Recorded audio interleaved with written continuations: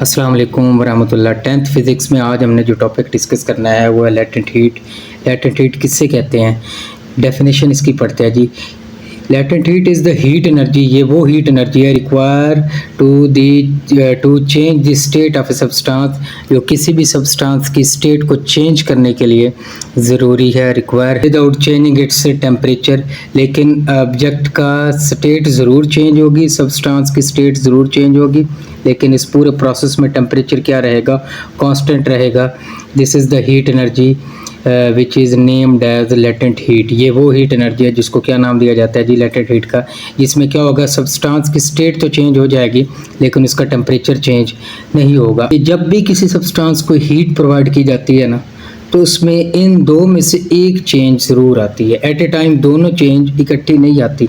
Number one, या तो substance का स्टेट चेंज होगी, और नंबर सेकंड, या उसका टेम्परेचर चेंज होगा। दोनों चीज़ें एक ही साथ इकट्ठी चेंज नहीं होगी। ये बात आपने लाजमी याद रखनी है, ठीक है। Latent heat of fusion. Fusion का मतलब क्या है कि सॉलिड का लिक्विड में चेंज हो जाना, solid into liquid. Latent heat of fusion is the heat energy convert 1 kg of solid into liquid। वो heat energy जो कि 1 किलोग्राम सॉलिड को लिक्विड में कन्वर्ट कर दे at its melting point, इसके melting point पर, while keeping the temperature constant। लेकिन इस पूरे प्रोसेस में टेम्परेचर क्या रहेगा, कांस्टेंट रहेगा। देखिएगा, इसको एक्सप्लेन करते हैं। जैसे हम एक सॉलिड है, when A solid melt into a liquid, solid liquid में कन्वर्ट होता है। देखिएगा, मैं आपको आइस की एग्जांपल देता हूँ।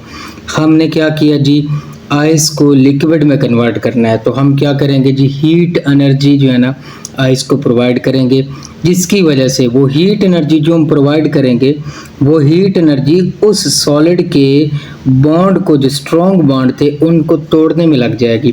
वो सारी की सारी हीट एनर्जी उस सॉलिड के बॉन्ड को तोड़ने में लग जाएगी। उससे टेम्परेचर इंक्रीज नहीं होगा, बल्कि जब बॉन्ड टूटते रहेंगे वो एनर्जी वहाँ पर यूटिलाइज होती रहेगी। और जैसे ही बॉन्ड टूट जाएंगे, टूटने के फ़ौरन बाद वो सॉलिड क्या हो जाएगा, लिक्विड में कन्वर्ट हो जाएगा। मैंने solid melt into a liquid, it absorb heat without rise in temperature.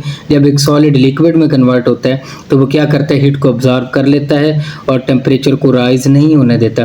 This heat is used to break the strong bond. वही बात होगी, जो हीट उस सॉलिड ने ऑब्जॉर्ब किया वो क्या करती है, उसके स्ट्रॉन्ग बॉन्ड को, जो सॉलिड के पार्टिकल्स के दरमियान में होते हैं, जिसकी वजह से सॉलिड फ्रीली मूव नहीं कर सकता, वो हीट एनर्जी उन स्ट्रॉन्ग बॉन्ड को तोड़ने में लग जाती है, ताकि वो सॉलिड जो है वो उसके तमाम पार्टिकल मूव कर सके फ्रीली और वो एक लिक्विड में कन्वर्ट हो जाए। Temperature remain constant. इस पूरे प्रोसेस में टेम्परेचर कांस्टेंट रहता है until entire solid has melted, यहाँ तक कि पूरा सॉलिड जो है ना वो मेल्ट होके इसमें कन्वर्ट हो जाता है लिक्विड में। Latent heat of fusion is calculated by using a formula Q। Q हमारे पास क्या है जी, हीट एनर्जी। M हमारे पास क्या है, मैस ऑफ सब्सटेंस है। और LF क्या है जी, लेटेंट हीट ऑफ फ्यूजन है। तो ये हमारे पास फार्मूला क्या बन गया, Q is equal to MLF। इससे अगर हमने LF की, लेटेंट हीट ऑफ फ्यूजन की वैल्यू फाइंड करनी है, तो ये M इक्वेशन के दूसरी तरफ जाकर डिवाइड हो जाएगा, तो LF किसकी इक्वल आ जाएगा, Q बाई M। देखिएगा, इसी से ही हम इसका यूनिट भी ड्राइव करते हैं। तो हम ये जानते हैं कि एनर्जी का यूनिट क्या होता है, जूल। मैस का यूनिट किलोग्राम, तो किलोग्राम ऊपर जाकर इसकी पावर माइनस हो जाएगी, तो जूल पर किलोग्राम यूनिट है for the latent heat of fusion के लिए, ठीक है। आपने ये एग्जांपल भी याद रखनी है। और latent heat of fusion of ice कितनी है जी, 3.36 10 इज पावर 5 जूल पर किलोग्राम। यानी कि 1 किलोग्राम आइस को वाटर में कन्वर्ट करने के लिए हमें कितनी आइस को हीट एनर्जी प्रोवाइड करनी पड़ेगी, ये 3.36 10 इज पावर 5 जूल पर किलोग्राम।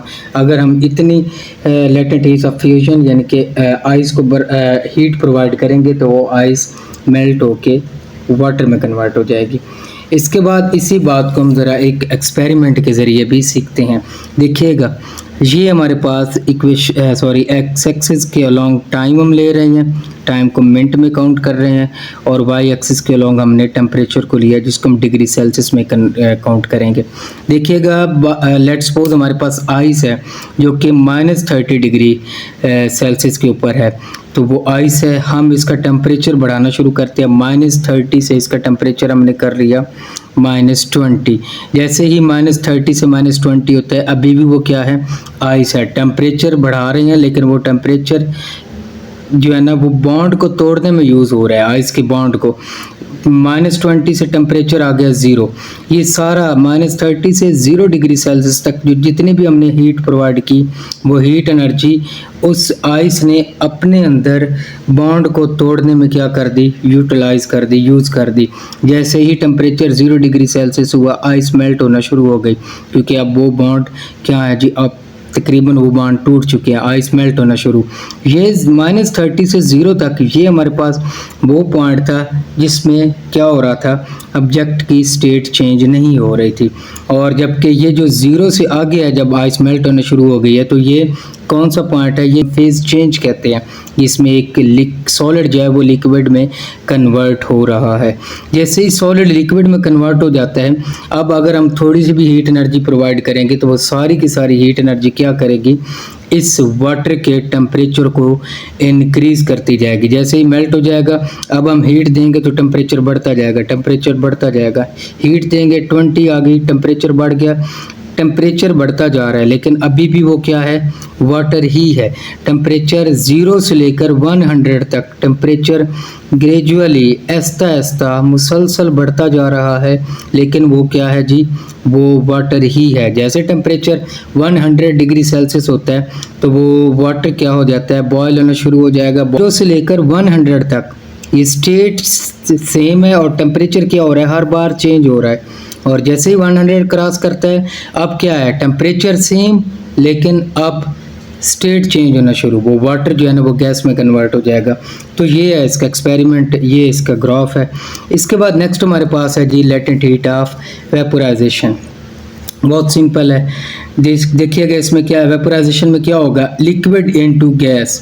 लिक्विड इनटू गैस, जब भी कोई भी जो है ना वो चेंज ऑफ स्टेट होगी किसी भी सब्सटेंस की, तो वो उसके बॉइलिंग पॉइंट होगा। लेकिन इस प्रोसेस में भी उसी तरह temperature of a substance does not change, temperature will remain constant. Latent heat of vaporization is the heat energy needed to change the 1 kg of a liquid into gas at its boiling point without changing the temperature.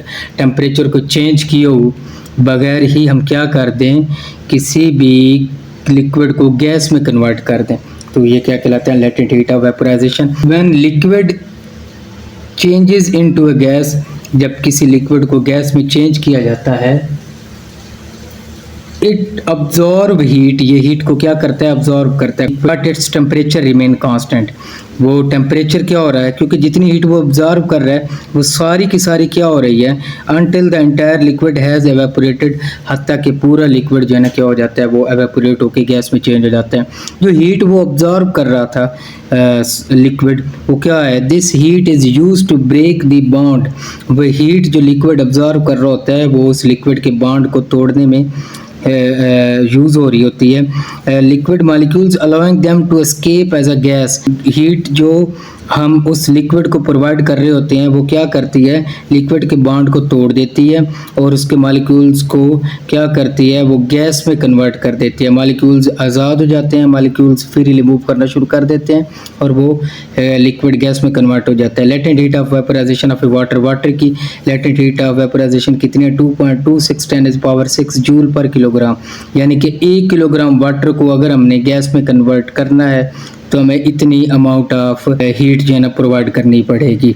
इसके बाद next इसको ही हम graph के ज़रिए explain करते हैं। इस तरह हमारे पास अलोंग एक्स एक्सिस क्या है जी, time along Y axis, temperature Celsius में, और टाइम हमारे पास अलोंग हॉरिजॉन्टल एक्स एक्सिस।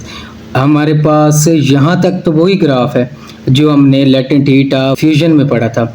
इसके बाद अब देखिएगा 0 पे चूँकि आइस मेल्ट होके लिक्विड में चेंज हो चुकी थी, सॉलिड इनटू लिक्विड चेंज हो चुकी थी। 0 से जैसे ही टेम्परेचर बढ़ाते जा रहे हैं, टेम्परेचर बढ़ता जा रहा है, लेकिन वो वाटर है, उस टेम्परेचर के बढ़ने से वाटर जो है वो लिक्विड की फॉर्म में ही रहता है। टेम्परेचर चेंज होता जा रहा है लेकिन स्टेट चेंज नहीं हो रही। 0 से लेकर 100 तक टेम्परेचर हमारे पास मुसलसल चेंज हो रहा है, लेकिन इसकी स्टेट चेंज नहीं हो रही। और जैसे ही टेम्परेचर 0 पे 100 से क्रॉस होता है तो क्या है जी, वाटर बॉयल हो जाता है। अब हमारे पास टेम्परेचर कांस्टेंट और वो वाटर जो है ना वो बॉयल होकर गैस में कन्वर्ट हो जाएगा, मतलब स्टेट चेंज होना शुरू हो जाएगी। ये हमारे पास लेटेंट हीट ऑफ वेपराइजेशन। उम्मीद है आप सबको ये लेक्चर समझ आया होगा। तमाम स्टूडेंट का बहुत शुक्रिया। अल्लाह हाफ़िज़।